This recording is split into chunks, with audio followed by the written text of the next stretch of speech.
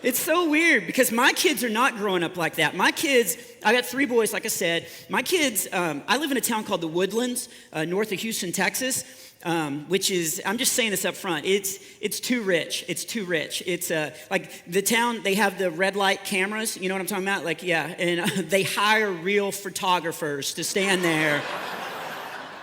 I ran a red light once, got a nice 8x10 glossy, and I don't fit in. I live there because it's close to the airport. I do not fit in at all. Actually, this is a good example. One of my neighbors stopped me about a month ago while I was running away from her. And no, we don't get along. We don't get along. And I'm a people person. But when I met her, she moved in about like 3 months ago. And I went over to meet her. And granted, I mean, okay, I don't normally dress this nice, okay? I borrowed clothes for the DVD, but I went over and I knocked on the door, and this is a total true story. She opened the door. This is the first thing she said. She goes, I've already got a yard man. And I know, and I was like, no, I'm your neighbor. And she goes, oh. And so I introduced myself, and I finally got her to laugh. And then, this is where it went bad. She goes, I want to introduce you to somebody. And I was like, oh, cool. And she goes, it's my cat. And I was like, oh. And the room's getting icy, okay? I don't have any cat jokes. I know, like seriously, with 4,500 people here tonight, there's gonna be some cat lovers, okay? I'm not making fun of cat lovers, okay? So don't go home to your hairball-infested house and type out a hate mail to me on your computer that's probably stacked on 9 kitty box litters, okay? I'm fine if you're a cat lover, I get it. Not everyone can have self-esteem. So,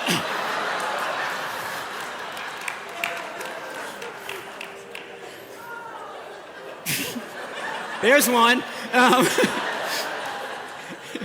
I think she actually went, it's pretty cool to be outdoors, isn't it?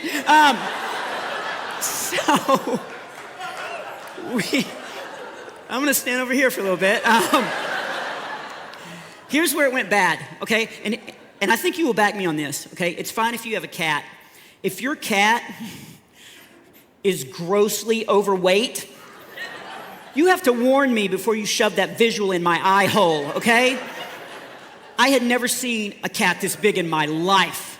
I walked in the living room and she goes, there she is. And I was like, oh, is she behind the fuzzy chair?